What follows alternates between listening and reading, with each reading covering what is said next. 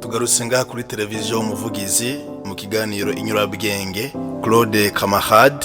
Muramaze kumenya ibiganiro vyanje bitari bike biza bitubwira ibintu tutarumva henshi canke twavyumvise igice canke mu bundi bwiro bifisa kabirya igihe turiko turavyumva nyine tubitegura bifisa kabirya. Nico gituma nagomba gusaba ngo ugire like, ugire subscribe kugira ngo imisi yose ibiganiro dutanze mugende mubibona. Kamahade sinzi wambwiye ati tubategurira ikiganiro kijanye n'ingene umuntu ashobora gusenga Imana ikumva ibisabisho vyiwe canke ntivyumve ni ryari.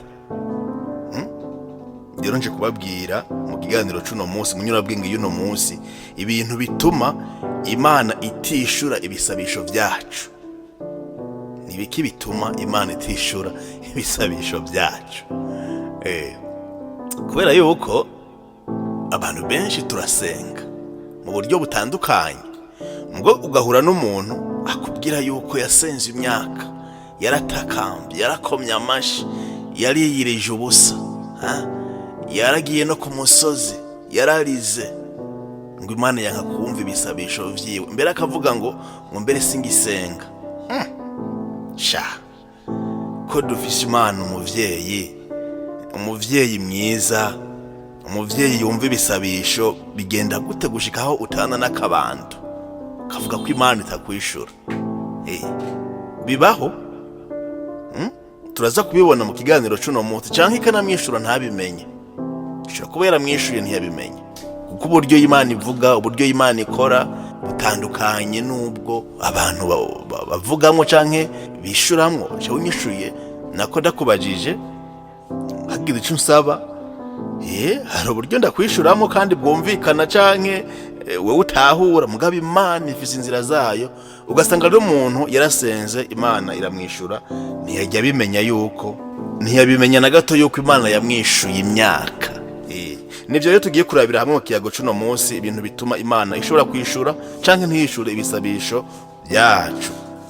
Muga mu bundi bwiro Imana irumva ibisabisho byacu, ariko ntiyishura rimwe ubwo nyene, itwishura igihe kigeze, nkuko dushobora kubisoma muri Ecclesiastes canke umusiguzi mu kigabane ca 3 akarongo ka 11. Eka mbere no muri Abakuki kigabane ca 2 akarongo ka 3 turabona ingene Imana yishura hageze. Wa muntu ariko aravuga ati ni kuki biriya bintu wabiretse, ni kuki baguma batwitamba inyuma, ni kuki mugabe Imana ikamubwira iti reka igihe kigeze, gushika igihe kigeze. Igihe c'Imana rero kiratangaje, ntawe ukimenya, ntawe umenya ivyifatirako, mugabo mu burwaneza bwayo, mu buvyeyi bwayo, mu rukundo rwayo, mu mpuwe zayo, hageze irishura. Irishura. Nivyo rero tugiye kurabira hamwe. Aha rero twomenya yuko umwanya w'Imana si wo wacu ubwa mbere. Umwanya w'Imana si wo w'iwacu. Twebwe twifuza yuko Imana itwishura ubunyene, twifuza yuko uko tubishaka, ariko Imana ibikora, mugabo umwanya w'Imana si wo wacu. Kubera yuko Imana niyimenya neza ryari ibyo bintu bitubereye, twabisabye yavyumvise. Tubirindire rero gushika umwanya w'Imana ubaye umwanya nyene ukwiriye, kubera yuko Imana iramenya, irabona ibi bintu uyu muntu aragira kubiroga. Ushobora gusaba n'akarorero amafaranga yo gukora umugambi muri entreprise yawe kanaka, mbere n'umugambi urawuteguye, ushaka amafaranga. Ni vyiza kandi ico gisabisho Imana, mbere y'Imana ni ciza, kubera yuko umuntu yakoze umugambi akiteza imbere akawukora neza, ari n'igihe ininahazwa ry'Imana, mbere n'ivyo vyiza yuko ininahazwa ry'Imana rivaho nyene. Mugabo Imana irashobora kukwihweza wewe usavye amafaranga. Dufate uri gusaba miliyoni 15 gukore umugambi wawe muri entreprise yawe, muri business yawe, ariko Imana yakwihweza ikabona ingene iyo urose ibihumbi 50 umene ku mutwe. Ikabona ingene iyo urose ibihumbi 100 umene ku mutwe gusa. Oya, urata ubwenge. Ingene ugeze ku 500 uca usara. Bariho aronka ibihumbi 500 ku mwanya umwe agahita amera nk'umuntu w'umusazi yiruka ku muhanda. Ati umuntu nkaramuka ndamuhaye umuriyoni, noneho ariyahura arishora. Imana ikagira iti byo kuri uyu muntu arakwiye kurindirwa. Yarose ibihumbi 50 tangura kumene ku mutwe, yafashe ibihumbi 100 atubwenge, ibihumbi 200 yaciye yiruka ku muhanda, hagomba kwambara ivyatsi, gutaha amajoro yose arara mu tuntu tutagira umutwe n'amaguru. Igihe namurekera araronka 500 yaciye atangura, yaciye asara. Naronka umuriyoni naho azoca yiyahura n'uburorero. Hari umuntu w'amafaranga, ayo mafaranga yonyene agahita ariyo amwirangiriza, amwiyicira, akamwihambira. Bibaho rero. Iyo ufise igisabisho nk'ico, Imana ikikubona mw'uko kuntu ishobora kuyakwima ikakurindiriza, kubera yuko uyo mwanya nturi umuntu ateguye neza, nturi umuntu yiteguriye gukoresha no kwakira ayo mafaranga. Kubw'urukundo n'impuhwe vy'Imana rero irareka ayo mafaranga niyaguhe, kubera yuko uyo mwanya wewe nturagera kuyaronka, ntuvyiteguriye.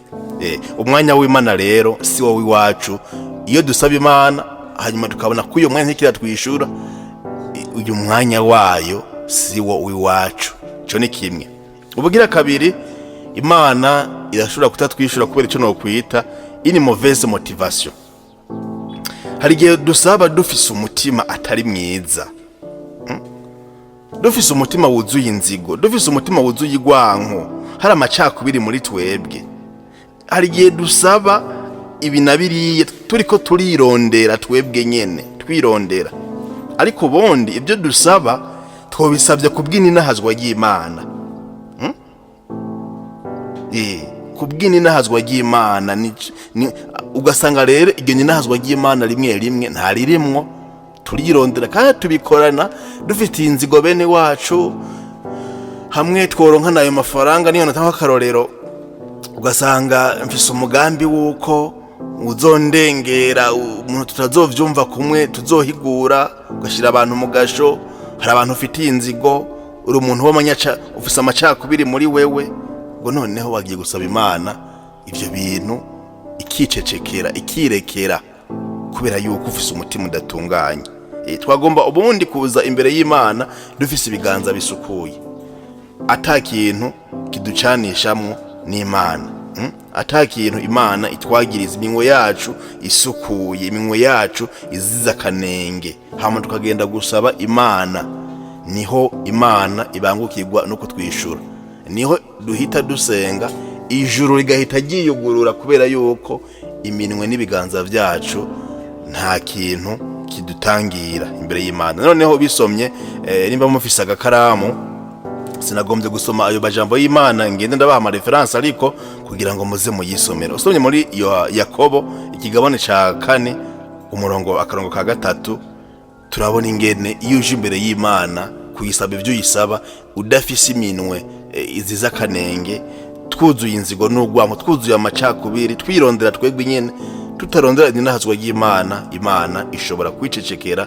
imbere y'ico gisabisho, ntigishike iyo cyagomba gushika. Hari ibisabisho byinshi twavuze, hari amaruwanje menshi twavuze, hari amashapure menshi bivaye n'ingene usenga twavuze, mugabo ayo mashapure canke ayo maruwanje atigeze arenga ku bicu, atigeze ashikira Imana, kubera yuko umutima wacu ntabwo utyoroye, ibiganza vyacu biranduye, turirondera, ntitugomba inahazwa y'Imana, dufise inzigo, amacakubiri, ibicumuro vy'ubwoko bwose, ntitugomba no kuvyihana, bigatuma isabisho vyacu bidashikira Imana. Ico ni kigira kabiri, iri mauvaise motivation ituma igisabisho cyacu kidashika iyo cyagomba gushika iw'Imana. Ubugira gatatu ni igicumuro no kwanka kucihana. Turi abanyabicumuro, turi abantu b'amagara make, turi abantu baraba bagacumura, bavuga bagacumura. Turacumura kenshi imbere y'Imana. Sinovuga yuko byari bisanzwe gucumura ngo birasanzwe, mugabo igicumuro kitihanywe kirababaza Imana cyane. Umuntu atihana icyaha ciwe arababaza Imana cyane. Ico gicumuro rero kitihanywe kigahava kikazibira imiryango y'ijuru. Ibisabisho byacu ntibishikira Imana, ntitubone inyishu y'Imana. Imana idushaka ko umutima utagira icyaha n'akanenge, utarimwo tubiri. Urashobora kubisoma no muri Izaya ikigabane cya 59 akarongo ka 2 canke Izaburi ya 66 umurongo wa 18. Mugende mwandika ayo mareference tubone neza ingendo n'ijambo ry'Imana rivuga yuko ibisabisho byacu bishobora kwanga gushika mu ijuru, kubera yuko dufise ibicumuro tutagizwe n'umutima wo kuvyihana. Si Imana itatwakira ibisabisho byacu, mugabo nizo ntambamye nyene zitambika imbere y'ibitwe turavuga. Igicumuro ni intambamye y'ivyo dusaba Imana. Ubugira kane, turashobora gusenga Imana tuyisaba ibisabisho byacu ntibishike canke ntiyishure, kubera yuko tudafise ukwemera. Yezu mu nyigisho yiwe yabwiye abatumwa n'abamwumviriza yuko ukwemera ari ikintu ntasubirizwa mu gisabisho. Ukwemera muravyibuka igihe abatumwa biwe bamubwira bati kubera iki bariya bashoboye kwirukana amashetani mugabo twebwe ntitwashobora kuyirukana? Igisabisho yaba mufise ukwemera, mwobwiye n'ujya musozi muti kure harya, mwobwiye mu igetenayi ngo genda wite mu kiyaga ikirandura, kubera yuko mufise ukwemera. Ukwemera ni ikintu gikomeye cyane. Niyo turiko turasaba rero dusaba ukwemera. Ukwemera turagusaba Imana tudakekeranya. Kandi ukwemera igihe tukuririmba mugabo ugasanga umuntu ntiyemera, ugasanga turasaba Imana tutemera, tutayemera, dukekeranya kumara ibyirizwa cyangwa nibyo turiko turasaba, ugasanga ntibiva mu mutima kubera ko tutemera nyene. Ukwemera ni ikintu gihambaye. Igihe cyose dukekeranya canke tutizera Imana, birashobora kuzibira inyishu y'Imana. Kandi birumvikana yuko ugiye gusaba umuntu utemera, dufate ku bantu utamwemera nyene ntaho mwohurira. Imana rero kutayemera no kutayizigira, umuntu akaguma mu gukekeranya ibisabisho byacu, birashobora kuguma ntibirenge ibicu, kubera yuko tutemera kandi tutizigiye. Imana nk'umuvyeyi idukunda kuko turakundwa. Yaba twobizirika nyene dukundwa, twosenza Imana tuyizigiye, tuyizera, tuyemera. Urashobora no kubisoma rero mu nkuru nziza ya Yezu Kristo nkuko yanditswe na Matayo mweranda ikigabane cya 11 umurongo wa 24, canke tukabisoma mu Baheburayo ikigabane cya 11 umurongo wa 6, aho tugomba gusabana ukwemera. Ubwa gatanu bugomba gusa n'ubwa mbere. Imana ifise plan yayo, ifise indinganizo yayo. Dieu a un meilleur plan. Sivyo? Turashobora gusaba Imana ikintu mu maso yacu twibwira ko ari ciza, ariko mu maso y'Imana yo bikaboneka yuko ico kintu gishobora kutubera kibi canke hataragira yuko tugishikira. Kandi iranashoboka yuko Imana ishobora kubona yuko tutagikeneye. Mbe waruzi ko dushobora gusaba tudakeneye by'ukuri? Aho ni hahandi bitugora gutandukanya ibyo dushaka n'ibyo dukeneye. Umunyeshure yiga muri primaire, mu mu wa gatanu, mu wa gatandatu, ugasanga mu bisabisho byiwe asaba yuko Imana yomuha umugore, ariko by'ukuri umugore aramukeneye. Ico gisabisho we wumva kirashikirwa? Canke n'uwo munyeshuri nyene asaba yuko yoronka imodoka? Ibyo bintu si byo kuri uvyumvirije si umwanya wabyo. Imana rero, uyu munyeshuri ashobora no kurara ku majoro, akarara ku misozi, agomba no kwikebagura kugira ngo aronke iyo modoka aronke, ariko ntibiragera. Igihe ciwe ntikirashika na gato, kubera yuko Imana ifise umugambi mwiza ku muntu. Mu bugwaneza bw'Imana, ni nka kurya, ndabaha kandi karorero kaboneka. Umuvyeyi afise umwana akiri muto, amata ni meza ku mwana, mugabo ayo mata igihe cayo kirashobora kuba kitarashikirwa, ugasanga umwana agomba yuko anywa amata akiri kumbabura, akiri mw'isafuriya ashushe. Kuvuga ayo mata nubwo ari meza, umwana niye yanywa gishushe aramuturira, kandi amuturiye ni ibintu bibi cyane. Ushobora kwakura ubumuga kubera ko ahiye. Ushobora kuronka iyo modoka rero ugifise amaraso ashushe, akaba ari kwirangiriza, urupfu rwawe akaba ari iyo modoka nyene. Imana ikabona ingene muri wewe udatonze, ibi rero kurayisahamo yobiguha, nibwo rupfu rwawe. Mu rukundo rwayo, mu kumenya byose, mu bugwaneza bwayo, mu kumenya ingene igihe cyose ikintu cyose kibera ku mwanya wacu, iyi modoka canke iyo pikipiki ikayikwima. Iki ni kindi gituma Imana ishobora kutishura ibisabisho byawe, byanje, byacu. Ubugira gatandatu, Imana irashobora kutatwishura kubera kutarindira, manque de perseverance, kutihangana. Twabonye hejuru yuko Imana yishura ku gihe cyayo. Nimba rero yishura ku gihe cyayo, bisaba yuko tuyisaba, hanyuma tukagira gute? Tukihangana, tukarindira, la perseverance. Kandi iki kintu kiragoye abantu benshi, ngira ngo sinzi ko na jewe ntarimwo. Dushaka ibyihuta, tugomba yuko uyu mwanya icyo tusabye Imana ikigitanga. Mugabo ahandi Yezu yatumiriye abatumwa biwe kubandanya gusenga kandi bahozako, gusaba bahozako. Uzabumva umuntu akubwiye ngo shango je nasenze imyaka kweri, uneze ni seminari ngo twarafukama, ngaya ngubu ngo hageze nyene ngo aho umuntu mbere ngo ngo ntibigikeneye ngo twarasenze bikwiye. Uravyumva? Uwo muntu aba yihenze cyane, abayobewe. Ngo mu seminari twaravuga ngo ibisabisho byo mu gatondo, ku mugoroba, na saa sita, no mwijoro. Nnegashango ivyo birakwiye. Ntitwigera tureka gusaba umuvyeyi, tugahozako kandi tutarambirwa. Tukizera yuko Imana yumvise ibisabisho byacu, hageze izotwishura, kubera yuko mu byumve imigisha myinshi abantu baronka isaba kwihangana no kurindira. Isaba kwihangana no kurindira. Kurya igiti kugira ngo kize, umurimyi yarimye, bisaba kwihangana kugira ngo azashobore kwimbura, kugira ngo adashobore gusarura. Aratera imbuto yiwe, akayivomera, akayibagarira,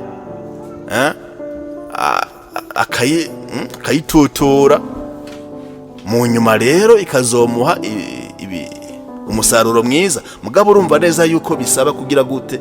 Kwihangana no kurindira, la perseverance. Iki kintu tugisabe rwose, iyo turiko dusaba Imana tuyisabe ukwihangana. Ikigirindwi gituma Imana ishobora kutatwishura canke bigafata uwundi mwanya, ni mu gihe dusaba Imana tutari mu ntumbero y'ico twayisabye. Dufate mu gihugu, turashobora kuba abantu dusaba amahoro Imana, ngo Imana itugabira amahoro.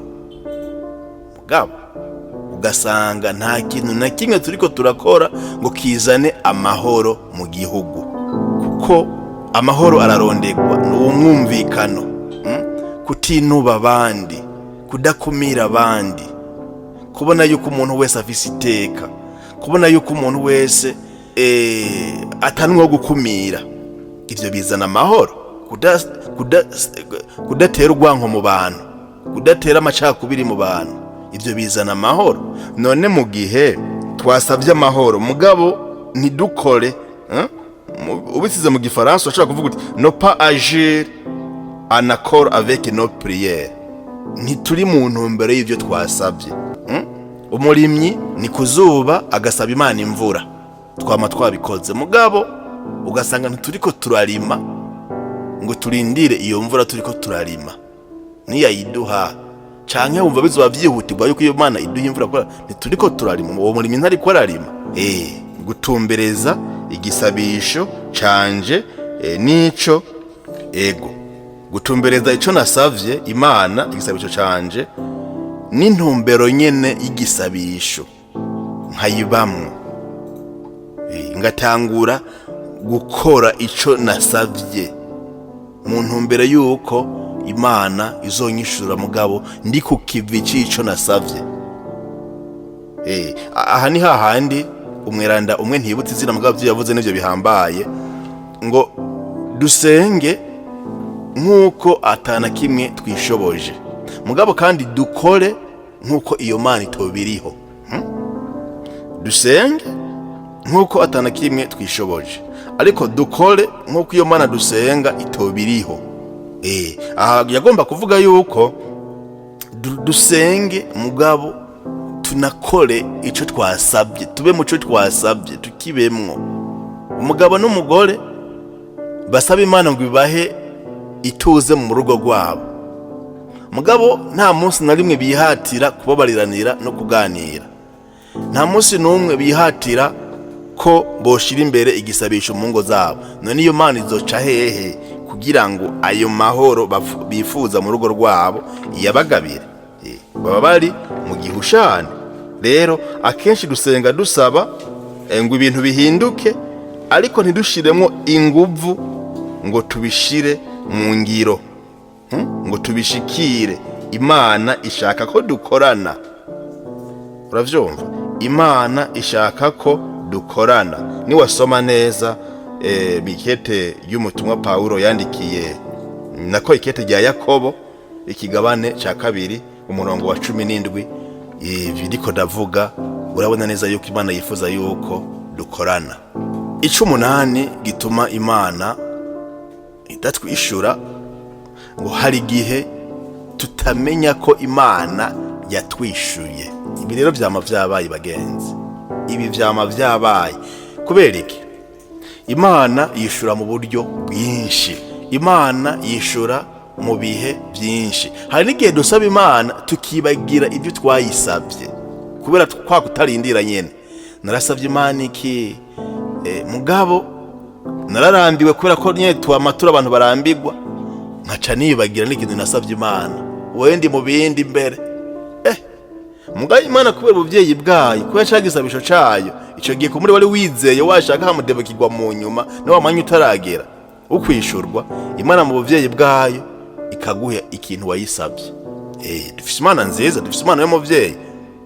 Umuvyeyi asumba abandi bavyeyi tumenyereye tubona. Imana ikakwishura rero ntunamenye ko yakwishuye. Ni ibintu byinshi twasavye Imana tava turarambigwa, Imana iratwishura ntitwamenya ko yatwishuye. Niyo twaba twibuka kumbure igiko twayisavye igaca mu nzira utigeze ubona yuko ari Imana yakwishuye. Ndabaha akarorero kahuranije, akarorero gato cyane. Burya sinzi wabivuze ni Papa Francisco ati umuntu wese aja gutumbera burya ni ingabire y'Imana. Fiza attention ku muntu ubona aja kugana aja gutumbera. Aho twebwe twita abantu ngo nabansi bacu, twita abantu ngo baje kuturira ibi, baje kudutera umutekano muke, baratujena. Attention, hari gihe uyo muntu burya arimwo Imana hari kintu mutumye. Itondere rero amajambo aja kubwira, itondere ingene aje yifata imbere yawe, itondere ibikorwa karangura imbere yawe, itonde kubera yuko iyaroporwa c'est pas le hasard kiyafeke uyo muntu azi imbere yawe. C'est pas le hasard. Ari gihe usanga uyo muntu ari wazanye inyishu ya bya bintu wasaba Imana. Menya rero bisaba yuko ubufise ico no kwita un esprit de discernement, umutima wo gushishoza ikintu cyari cyo cyose. Kandi hari abantu bafise iyo mpano, hari ikigo nateguye, si impano mugabo n'ubundi bwenge.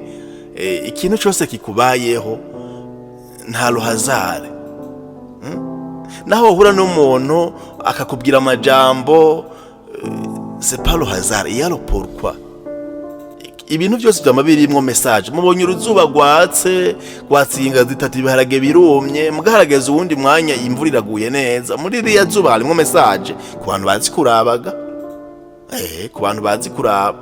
Hateye akavuyo muri quartier, abantu barahungabanye, hari ibintu byabaye abantu badatahura. Bijya bintu birimwo message, raba neza. Message kuri quartier, message ku gisagara. Aho ndiko ndavuga ibiko bibera mu muryango wanje wawe. Bijya bibera mu muryango, ubiravye neza ukabica mu mezi, iri ya message. Kandi message za kuyibona neza iyo biheze, kujya kuntu bihera, niho message iri. Ingene byatanguye hari gihe ubwo igihumura no bibone. Mugabo dusaba Imana iyo esprit, uwo mutima o kugira discernement, gushishoza ku kintu cyose kibaye. Ivyo bikwitambika imbere mu mugambi wawe. Hari igihe ari ibintu biriko biragomba kugufasha, we naho mengo biragoye. Rero aha ico ngomba kugarukako nuko izo nzira z'Imana yishuriramwe abantu, iyo abantu basamaye ntibigira babibona.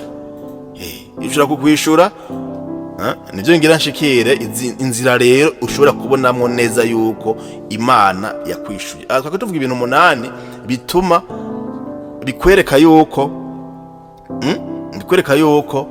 Imana ishobora kukwishura canke ntikwishure, canke intambamye zishoboka.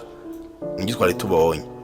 Mugabo iya nyuma duhereje ko rero kutamenya ko Imana yakwishuye, ikakwishura ntubimenye. Kandi iki kintu kiba kibabaje cyane. Nico gituma tugomba gusaba ubwenge nyabwenge bwo kumenya gukorana n'Imana. Twe turi mu mubiri, mugabo Imana ni mpwemo nini. Hari ubugikora ikoresha abantu, hari gihe reka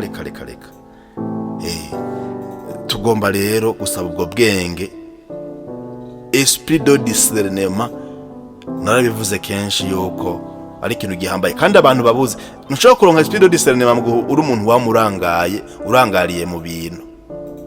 Bisaba yuko mu mutima wawe ugomba gushishoza, ukamenya uti ibintu narabijanye imbere y'Imana, ariko nabishize imbere y'Imana ntibizohera uko. Bitebuke izonyishura. Kugira nze numva igisabisho cyayo rero, nze numva inyishu yayo, il me faut bien attendre. Il me faut bien discerner. Bisaba ko numviriza. Abantu bama mu ruyogoyogo rero mu bintu bihurira imisi yose, badafata n'umwanya wo kuba mu gisabisho. Biragoye yuko n'igihe Imana izokwishura ku byo wayisabye uzoyumva. Yobu ariko aravuga ati iyo Mana ishobora guca ngaha ntumenye ko yaciye, ikarengana imbere yawe ntumenye kwirenganya. Ni gute none womenya ko Imana yakwishuye? Imana ifise uburyo bwinshi yishuramwo. Bisaba ko umuntu adasamara, akaguma yumviriza n'ijwi ryo mu mutima cyane cyane, mu gacerere kenshi, ari no mu gisabisho. Ca gisabisho c'imisi yose, tutarambirwa n'igisabisho, tukumviriza n'ijwi rya mutima. Bisaba ko umuntu aba afise bimwe navuga hejuru, ubwenge bwo gushishoza, discernement. Udafise iyi esprit de discernement ayisaba Imana, birava bikamworohera cyane mu kumva no mu kubona icyo Imana yishuye, kubera yuko ifise inzira nyinshi cyane. Hari n'igihe ishobora gutuma umwasi wawe, warobizi, kandi ashobora gutuma umwasi wawe biriya wayisabye ikabicisha ku mwasi wawe. None nutabuzi kubona ingene Imana yishura ntuzovyemera, uzovuga uti bariya nta ciza kibavako. Ugasanga abantu mudahuje ingiro n'ingendo, ukwemera, hari amacakubiri mu madini. Uwo mudasenga kumwe atemera n'uwo Yezu wewe wemera, Imana ikamucisha ko ivyiza ikuzaniye. Umuntu ugasanga n'umupagani mbere atukana Imana, mugabo Imana bubugwaneza bwayo ikikugirira neza ikagicisha kuyo muntu. Nimuze rero mwihende, bisaba guca bugufi. Ubwa mbere rero Imana irashobora kutwishura mu buryo direct, mu buryo bw'ikibiriraho. Ukayisaba Imana ikintu, tukaba turi nko mu gisabisho, tukayisaba kwidukiriza umuntu, ne kwigukiza wonyene igahita igukiza nta byinshi. Imana ishobora kwishura ikibiriraho ubwo nyene ivyo biraba. Hari n'igihe kuko mu vyumve inyishu z'Imana burya ni zitatu: ego, oya na rindira. Ego nta yindi nyishu Imana biravye neza itanga, ni ego, oya, rindira, ni imwe muri zo. Rero hari igihe Imana ishobora kuguha ikimenyetso ukisaba ubwo nyene, uri nko mu gisabisho mu nkuka y'imisa, ukayibwira ikintu, hanyuma mu nyigisho y'umusaserdoti ukumva yuko harimo inyishu igwaye kuco wayisavye, kandi umusaserdoti mutanavuganye. Imana rero irashaka kutugurura imiryango igihe ibona ko bikenewe. Mu gihe bidakenewe iyo miryango ikayugara. Mugabe yugara mu bwiza bwayo, mu bugwaneza bwayo, igomba kudukingurira iyindi miryango. Yatwimye ibyo twayisabye, igomba kudushikana kuri vyiza. Igaheza rero igatumbereza ku vyo tugirira neza gusumba. Ntiwibaze ngo ivyo uri kurasaba n'ivyo kugirira neza. Oya, sivyo. Hari igihe mbere nkuko nabivuze hejuru, wowe ari go rupfu rwawe bijya bintu uri kurasaba. Imana rero ni ivyo twayisabye kenshi canke imisi yose irashobora kutwima ivyo twayisabye, igomba kudushikana ku vyo tutayisabye mugabo bitugirira neza. Nico kimwe rero ni navyiza rero kumenya ingene Imana yishura. Raba ko biriya wayisabye itabikwimye mugabo iguhaye ibindi kandi vyiza. Gishaka kuba n'inyishu y'igisabisho iguhaye ku gisabisho cawe. Nenda bivuze ishobora no gushaka yuko turindira. Attends, il veut que nous soyons patients et persévérants.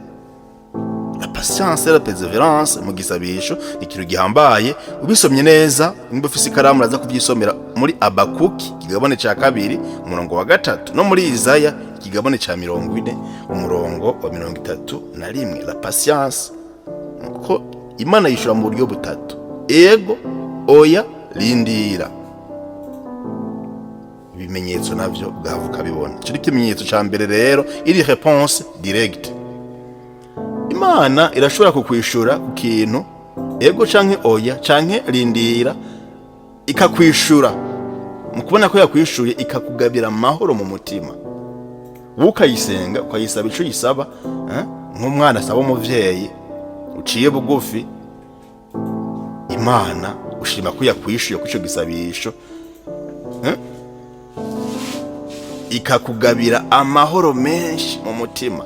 Naho ico twasabye twoba tutarakibona canke atani ikimenyetso coba kihari yuko tugiye kwishurwa, mugabo Imana ikakugabira amahoro menshi utigeze wumva. Ico gituma iyo tugiye mu gisabisho kidusaba aho dusengera abarwaye bagakira, kashaka kuvuga ngo Jesi nakize, wakize kubera ayo mahoro wuyumvamwo, ni bundi buryo Imana yakwishuyemwo. Wa wundi umwe w'Izaburi ati mu buzima bwanjye sincambirwa ibitangaro biduga hejuru. Hari igihe Imana rero idashima gukorera ibitangaro bikoma kwibona n'amaso, nga ikakugabira amahoro mu mutima. None uri nko mu kibazo kanaka ugasaba Imana, hanyuma Imana ikakugabira amahoro yo kubana n'ico kibazo, wewe lo problème nta kibazo na kimwe. None jewe ibihumbi 10 mu mufuko, nkumva ko nkeneye ibindi bihumbi 10, mugabo muri ibyo bihumbi 10 mfise amahoro menshi. None ingorane iri hehe? ingoraniriye ko habe n'ufise ibirenga ibyo bihumbi mbwa ata mahoro afise. Ega ni bimwe Yesu yababwiye ati ndabasigaranya amahoro, atariko ayo mahoro si nk'ay'abisi. Ni ukuvuga tuzogira amahoro hari ibyo dukenye. Yego tukumva amahoro niho abantu bazokubona. Ndiyo ku mwe hora mbaza ati none wewe twebwe turiruka turondera ubutsi, twebwe turiruka hari ibintu twumva ko tudafise, twarazimariye ku biti ntituryama. Ati wewe mugabo umuntu akuravye ntiwiruka, uratekanye, usa neza. Ya none ivyo mfise ndabibitanya amahoro, nitwo dukeye ibyo nyene. Ibyo ntafise nzobironka mugabo sindyama se, kizira ko nsamara mugabo si ntucuta ubwenge, kubera yuko hari ico Yesu avuga mu kigabane ca 5 mu nkuru nziza ya Matayo, ariko aravuga ingene inyoni zifungura zitarima ibikona, nuko amashugu yambara neza akaberwa no gusumbya Salomo. Ibyo ati Imana iravyambika, Imana irabigaburira. Amashugu Imana irayambika akaberwa, izo nyoni Imana ikazigaburira. Ati mweho nizo nyoni muradisumbana kure. Ati nimba rero mwebwe muguma muhagaritse umutima atane cyo muri buhindure, ibyo ni iby'abapagani. Iryo jambo ni jambo Yesu yabwiye abatumwa biwe, aratubwira natwe twigabane ca 5 muri bwa buvyeyi bw'Imana nyene. None ni tuvyumvikane ko vraiment nimba turi kumwe, nimba turiko turajana, nimba inyigisho wumva yuko tugomba kuyisangira nawe, ibyo ni iby'abapagani. None ko waba mwisengero kubera ko hagarika umutima kugo rugero rwose, kitavuga yuko ntorondera mugabo ntiwote ubwoko bw'umuntu abutayigira yoronka ubundi, ntiwote ubuntu kubera ibyo bintu wahamiye. Kandi ko guta ubuntu nubwo bwoko nyene ntibizotuma umuhindura ikintu na kimwe. Wewe gira amahoro rero, ba mu mahoro. Ibyo tudafise Imana izobiduha tubibereye, mbere niyabona tubibereye izoduha n'ibyo tutayisavye, kubera yuko irabona ibyo tubera byiza. Ariko gaho nyene mu kigabane ca 5 Yesu akagira ati nimurondera ubwami bw'Imana, cherchez le royaume de Dieu, ibindi muzovyongererezo bizoza nk'inyongera. Nimube juste, nimube abantu babaziranenge, nimube abantu mufise ibiganza n'imwe bitiyanduje. Ntuhemuke ngo wihemukire n'Imana, uhemukire n'abantu. Urondera ubwami bw'Imana, ibisigaye bizoza nk'inyongera, kandi Imana izobiduha kuko tubifitiye, turabifitiye, yarabiduhaye ku bubasha yandi majambo. Rero Imana ishobora kutakwishura mugabo ukumva amahoro no mu gihe ico kintu utaragishikira cyangwa utabona n'ingene imiryango izokuguruka, mugabo ko wagisavye Imana ugatahana amahoro menshi. Muze kubisoma mu Banyafilipi ikigabane ca 4 akarongo kindwi. Ubwo n'ubundi buryo Imana yishuriramwo umuntu. Bwari uburyo bwa kabiri. Uburyo bwa gatatu, Imana ishaka kwishura ikoresheje ijambo ryayo, la Bible. Ukaba ahantu mu gisabisho bagasigura ijambo y'Imana, bagasoma imirongo, ukumva neza yuko iyo mirongo, iryo jambo bariko barasigura rihwanye rwose niki n'iki Imana, nico wasavye Imana.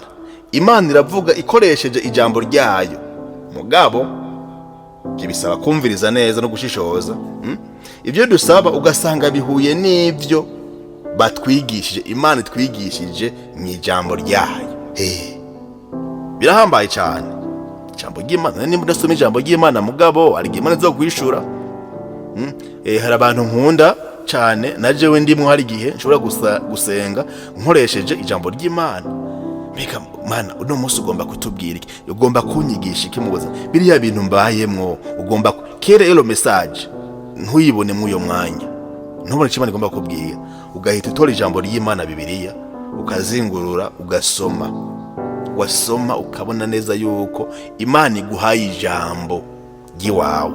Aha rero mugano gabisha abantu, ari abantu bashobora gusoma ijambo ry'Imana muri ubu buryo agomba kwishurwa, ugasanga iryo jambo Imana imuhaye rirahushanye gose n'ibyo yasabye. Attention, hari gihe wowe usaba ibi mugabo Imana yoyo igaciza kukwigisha ahubwo ingene ukuye guhinduka, canke ikaba ijambo likugabisha, ukaronka ijambo likubwira kurindira kabona imyaka 40 abanyesirayeli bamaze hariya muri kiriya gihugu c'ubuja. Rindira ukabona ibintu nyene bitama bisosa, we wari kusaba ibisosa gusa. Hama rero munamenya yuko muri Bibiliya ijambo ryose Imana ducisha imbere niriza. Ndavuga ijambo mugabo ikintu cyose Imana ducisha imbere burya nikiza kitwigisha, kubera yuko mu buzima hari ibyiza n'ibibi. Mugabo yaba ibyiza biratwigisha, n'ibibi nyene bikaza bitwigisha. Niko ndavuga rero nyene Imana ishobora kutwishura biciye mu ijambo ryayo ibihuye ivyegeranye n'ivyo twayisavye, twahita tubona yuko inyishu y'Imana izananye mu ijambo ryayo. Ni byiza rero yuko dusoma ijambo ry'Imana rimwe rimwe tukanarikoresha mu gusenga. Mu gusenga ni ibintu byiza cyane. Ubugira kane, Imana irashobora kukwishura iciye icyo no kwita les circonstances. Imana irashobora kugurura imiryango cyangwa ikayugara kugira ngo itugide, idufashe. Ishobora kuyugara cyangwa ikayugurura kugira ngo idufashe. Bene navuze yuko cyane kugurura umuryango w'ikintu tutari twiteze, mbwa ikabitwishuye muco twayisabye. Abajene twese, jewe kamarade ndubatse, mugabo ntubizi ingene rimwe rimwe mu kurondera wo muzokubakana twahushagirika. Umuntu akaraba inyuma, akaraba ubwiza, akaraba ibi na biriya bindi. Mugabo Imana ikaba ari gutorera. Imana ikaba ari gutorera, ukabona neza yuko mu nyuma ukavuga uti Mana merci beaucoup kujya wantoreye vraiment c'est bon. Iyo nari kwitorera muri buriya buryo biya naraba ntivyari ibyo, kubera yuko Imana niyo imenya neza pour nous guider, kugira ngo idufashe gushika kwitorwa ryacu no kumahangiro yacu meza. Tubeho twishimye kubera yuko nico gituma iyo turiko turasaba rero kenshi canke imisi yose kirako nimba ari shaka ryawe nibiranguke, nimba ari shaka ryawe atari shaka ry'Imana ntibiranguke, kuko nta rukiza wowe bisangamo. Turiko turajana. Iyo rero ico twasavye kitishuwe, iruhande y'inguvu twashizemwo kwisonzesha, kuja ku musozi, kugira ama adoration, kuza gufasha inguvu nyinshi, kirashobora kuba ikimenyetso cy'uko Imana idufitiye uwundi mugambi.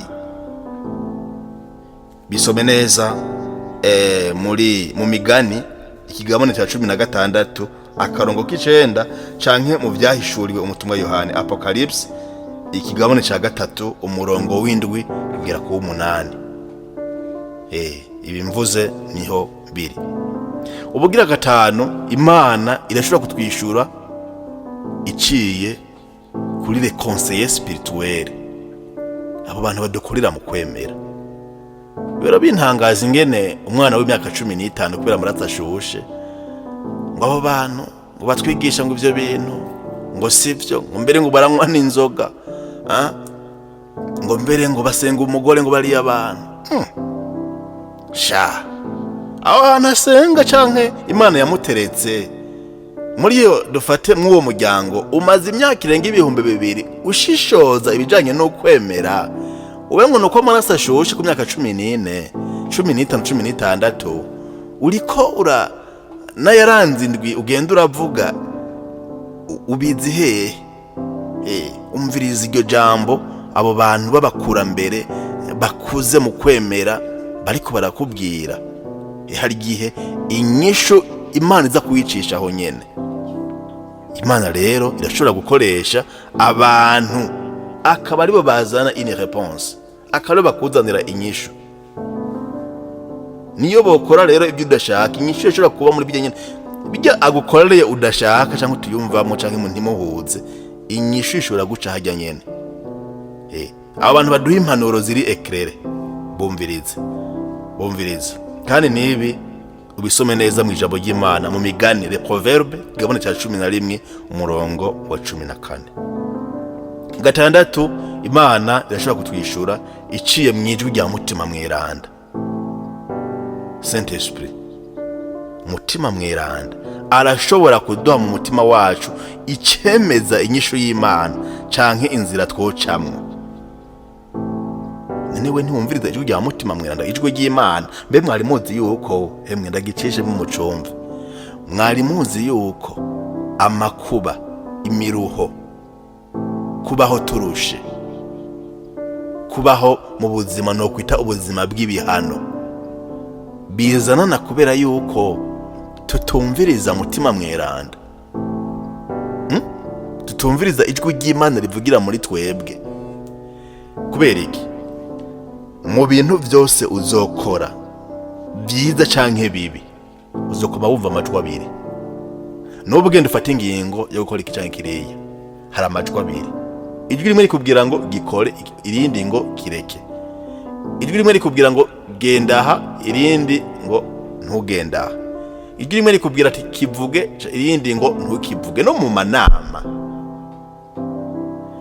iryo rero jwi wumva rikubwira ikintu kitaza kugira ingorane, ingaruka n'imwe, niwacumvira uzoba ubaye mu buzima bwa kamere, nta kibazo na kimwe uzogira. Ibi rero wowe uranyumviriza ku Muvugizi TV, mbeshuze abantu rero tuba mu buzima bw'ibihano kubera yuko twumviriza ijwi ry'igihushane. Kandi ku rundi ruhande, abantu bashobora kuba mu buzima bumurikiwe ngaha mw'isi, abantu bashobora kumurikirwa. Iyo tuvuze kumurikirwa, ni ukubona ibyo abandi batabona, kumva ibyo abandi batumva, kubona ibibereye abandi batabona. Abantu bashobora kubimurikirwamo nabazi kuba mu buzima bwa kamere. Ubuzima bwa kamere nabwo ni rirya jwi rikubwira ikintu ugomba gukora, kandi icyo kintu gikoze kitagira ingaruka n'imwe. Ugomba kuja gusambana, mugabo hari umutima kubwira uti kuriya gusambana muhungu,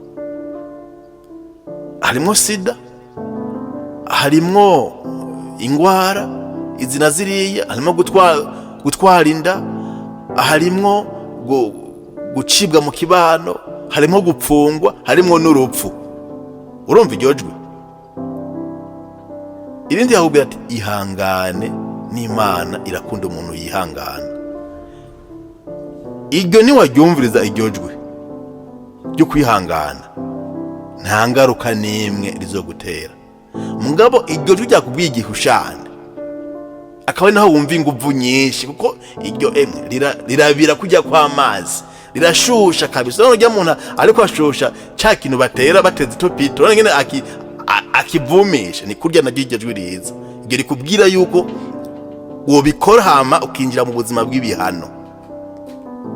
Mugenzi, no mu rugo no mu gihugu, ni iryo jwi rya kabiri ngo riteye ibihano mw'isi. Niryo rituma mbere n'abantu batamurikirwa n'ibitangaro Yezu yakora. Twebwe twobikoze, mugabo ntidushobora kumurikirwa kubera yuko twama twumviriza, kandi ngo mutima arababara cyane.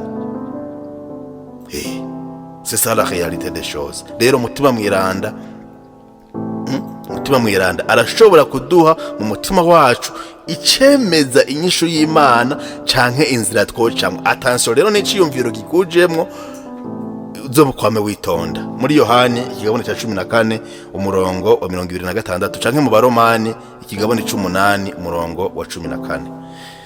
Ubwo 8 turashobora kubicishwa mu kurindira canke mu kugeragezwa.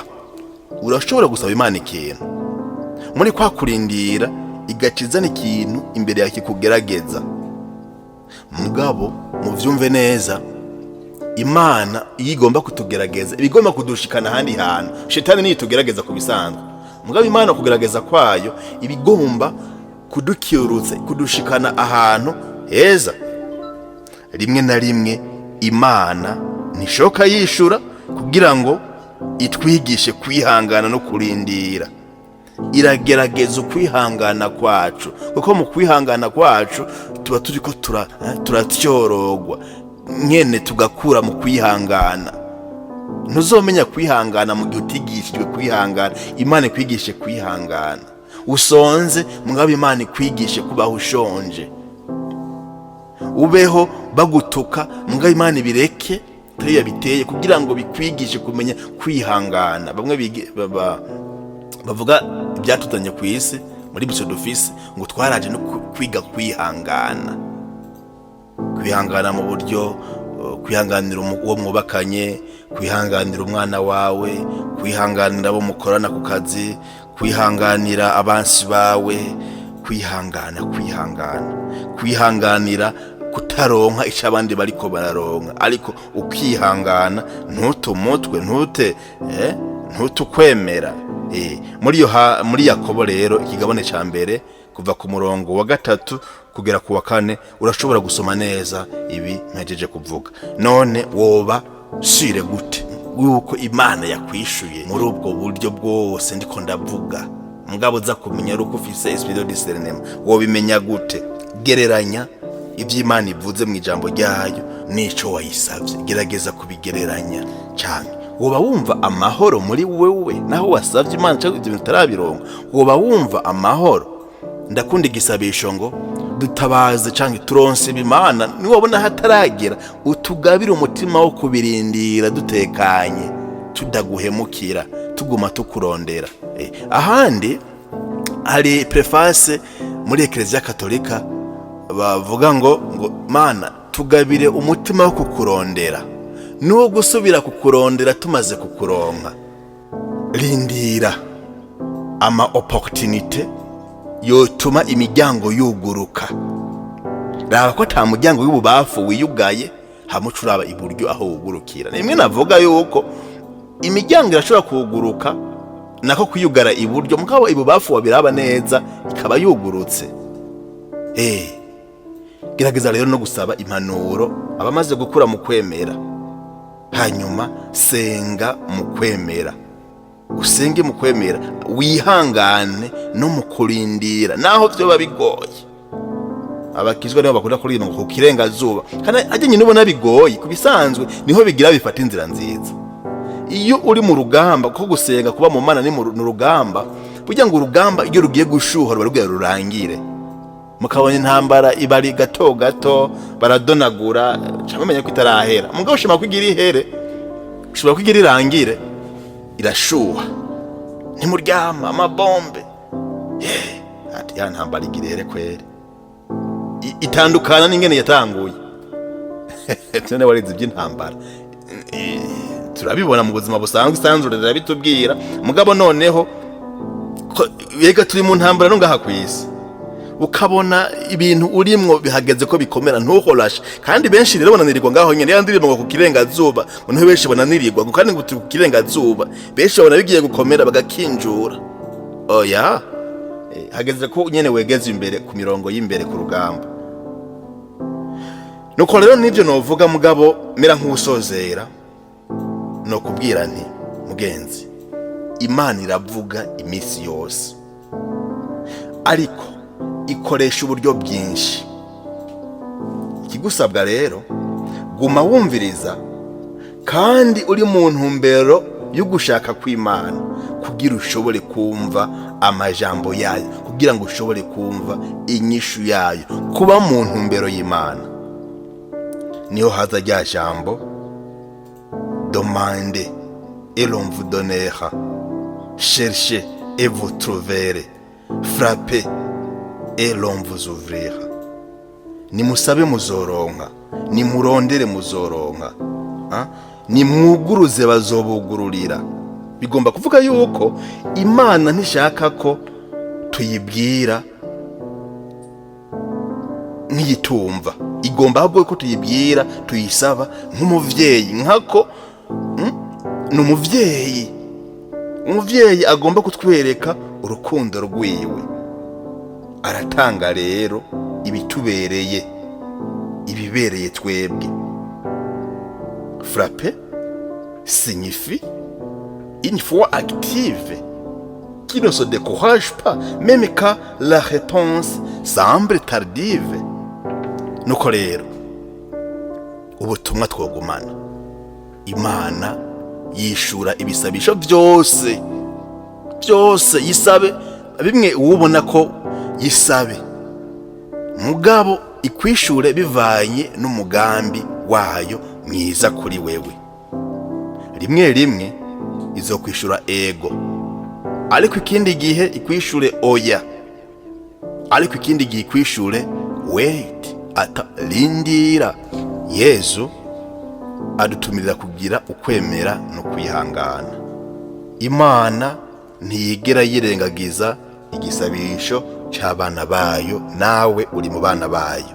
Muri make ikicirwa cyabaye na kirekire byari bikenewe, cyari kije kudufasha kugira umwete mu gusenga, dufise umwizero wo kurondera Imana n'umutima wose, gushika imihezagiro yayo itubeko, gushika inzogi ziyuguruye. Ndakwifurije rero mugenzi twabanye muri kino kiyago kuri televiziyo Umuvugizi, kugira umutima wo gusenga Imana uyisaba nk'umuvyeyi. Naye nta muvyeyi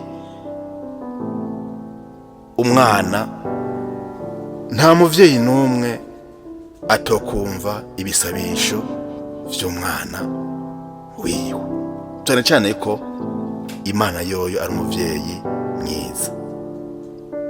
Gira ukwihangana, gira kuba umurwaneza imbere yayo, gira kugira ibiganza bitanduye, gira kuba umuntu yihangana, kuba umuntu w'urukundo, kuba umuntu vy'ukuri arondera Imana. N'ibyo utasabye, n'ibyo tutasabye, izo bitugabira kubera yuko ni nziza. Ugira umugisha, amahoro y'Imana atahe ngaho iwanyu. Ndakwifurije gusaba wishurwa n'Imana, ndakwifurije kubona ko Imana ari umuvyeyi ifise urukundo, kandi noneho ndazi kuzogaruka nawe ngaho kuri televiziyo Umuvugizi ukaba uwushinga intahe. Sose navuga nti shalom.